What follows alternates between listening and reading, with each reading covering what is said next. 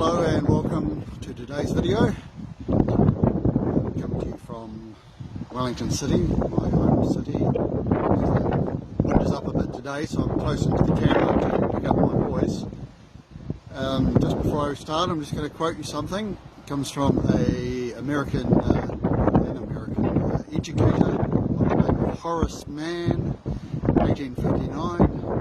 He said, "No shame to die until you have won some victory for humanity." So today I am going to not necessarily be talking about winning a victory for humanity. I think I will use that as a topic upcoming at some stage. Today I'm going to speak about death. And again, like anything, I'm trying to come up with something. I'm not trying, but when I'm going to come up with a topic, these things just turn up. This one turned up in the following way. Last evening I was speaking to a lady who is very close to me. She is approaching the age of 82, and she has a daughter who is approximately 20 years younger, who was incredibly close to me, and she is 62. And they are both approaching death in the physical incarnation that they currently exist in. The mother is in a position to discuss such things with me, and we had a very in-depth discussion. Beyond that, this morning I was messaging a lady recent contact. She commented that she has had 3 deaths, people close to her, recently. So those discussions and messages were in the background, and this morning I went to find myself clothes for the day, and out of my clothes cupboard, the buff that I'm wearing, the grey buff that I'm wearing, literally fell out onto the floor. So that's why I'm wearing it today. But the story behind that buff is that it was given to me in early 2024 by a lady, again, who I'd met on the journey, who has had such an influence on me. Just it would be videos, a number of videos of themselves just to discuss that. But the tie-in to today's topic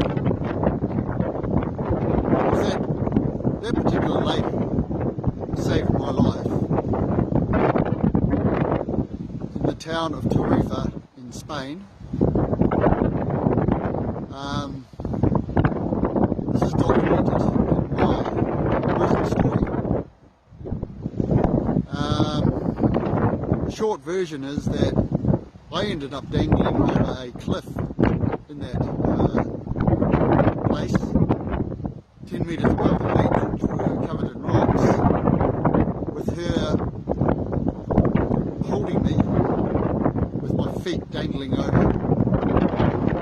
I looked down, I didn't want to take it with me, and I said, "Let go."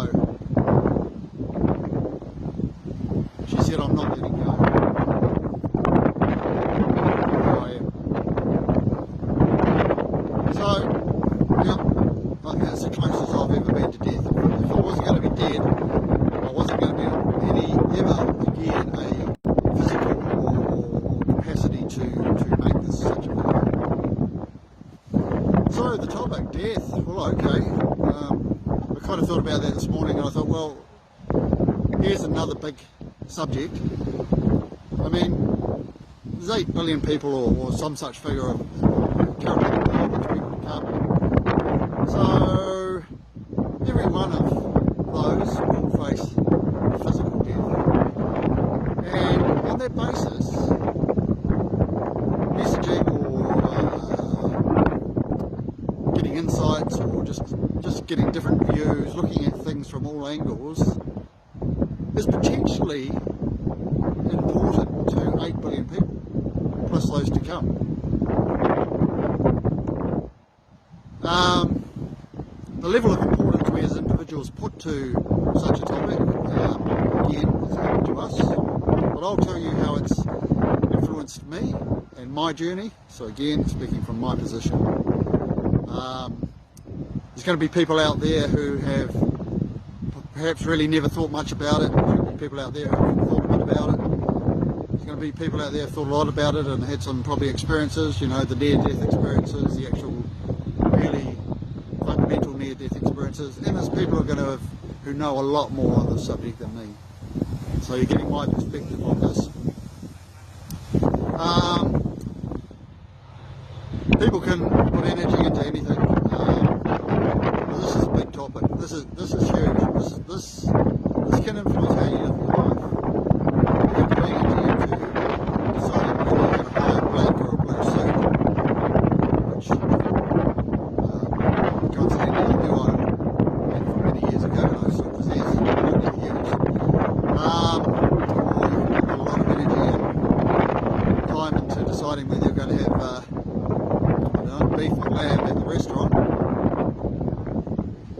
All these things that are going to influence you to a level. Are they going to influence you to the level as to how you fundamentally live your life? Right, back to me. Of recent years, recent times, I've had many insights into many things, with death being one of them. This is not a religious diatribe as to my doctrine on death. It's not religious at all. It's my spiritual experience. I've had, as I say, insights, visions. I've taken those away and I've integrated them, I've assimilated them, I've come up with my own, I guess, more than a theory, my own belief as to what happens subsequent to us dying. And as I spoke about in one of my prior videos, an experience in Peru with a medicine called sapo. So you can go and have a look at that if you wish. It's the one of me sitting there wearing a Peruvian white and red football top.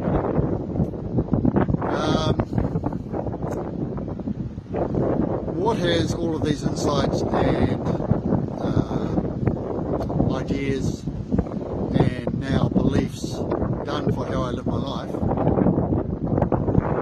Prior to experiencing these things, I didn't really know about death. I kind of had a few ideas, but nothing that I was set in stone. And when you think about death and you kind of don't know, that leads to that uncertainty that can be quite distressing, or can be a drag on your being, or may not care. I mean, the lights might go out and nothing more, and that's fine. That's fine to have that view. But between now and the lights going out, how do you live your life? How do you live this current incarnation? Well, I'll tell you how I live my current incarnation now. This is not how I lived my incarnation previously. Nowhere near. I've seen heaven. Now I want to really be very clear here that I've seen heaven in one dimension of heaven. The realms that are out there, including heaven, are infinite. So if someone says, well, this is what heaven looks like, that is one dimension. That's their experience, and that's one dimension. But if it's multi-dimensional or universal, it doesn't mean it is the only heaven. So one religion says heaven looks like this, the other person says heaven looks like this. One religion says it looks like this, and another religion says it looks another way. It doesn't mean they're wrong. There doesn't have to just be one picture of heaven. In the same way, there just doesn't have to be one way of living your life. or one job you have, or one name you have, or one partner you have, although that's getting into some pretty fundamental belief systems there. So if heaven is multi-dimensional, and I saw one dimension of it, on the first level heaven, my experience is still quite limited. But after that experience, guess what it's done for me? When added into everything else that I have experienced and learned, it has led to me dealing with a fundamental topic in life and getting some answers to it. And as a result of everything, including my perspective on death, as I've mentioned in some of my other videos, my life is joyous. Joyous. I mean, I'm sitting in the light. I'm living in the light. Prior to all of these big topics being answered for me, I wasn't living in the light. So what has changed? I've dealt with some stuff to the level that I'm now the person that I am. I'm now the holistic being that I am. I am living in the light. What an incredible place to be, particularly compared to where I was. If it gets to the end for me, whether it be in 5 minutes time, which hopefully not, because I haven't finished the video, 5 days or 5 years or 20 years, if I get there, the lights go out and I'm wrong, and it's darkness or go somewhere else, I got between now and that moment occurring,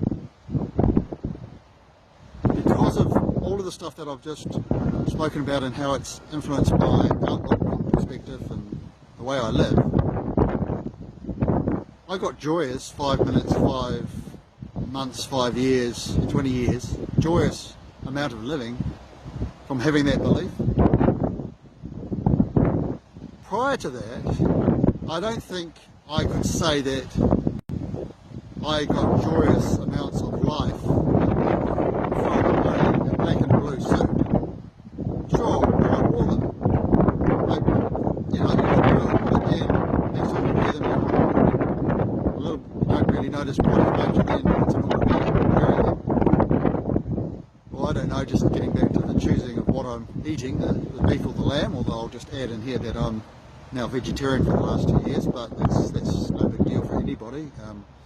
Meat eaters just go for it, and vegetarians go for it. It's all about life and be happy. Those things, the decisions when I decided beef or lamb, when I used to eat meat, I don't know if they're things that fundamentally would have given me this outlook, or they hadn't given me this outlook. There's no way I can tie into at the time that I had they added into me living in the light. So we all have to live on. We all have to eat, and we all have to wear clothes, and we have to do this day to day. But I think my point here is these things like that. They're not in the context of how you live your life. How important are they? How important is it as to how many seats you own or how often you go to the restaurant? If you can answer the big questions, get them out of the way. I suspect, from my experience, that will have a profound impact on your insights and some of the decisions you can make and choices you can make about how you live your life going forward. Right, so I've compressed death into approximately 14 minutes. There's a lot more to say about it. How I came about this 14-minute video is written about in my stories, which is both my life story, my spiritual journey story, which is the Living the Magic webpage, And the shorter story, when I returned to Peru, I called that Return to the Light, in November last year, 2025. That also has some stuff in there that very descriptive of how I experience things that have added to this view that you're listening to. So if you want to go and read that, I really appreciate the time you would take to that. I hope that you can get some, just something from that, or just get you thinking about, well, whether you want to sort of deal with a topic such as this, whether it adds to when you come to dealing with a topic like this. So I will wish you well for the rest of the day, and I thank you for listening to me. I will certainly see you again, unless my time has come. And as I now sign off, I will just say, enjoy the journey. We will meet where we should. Namaste.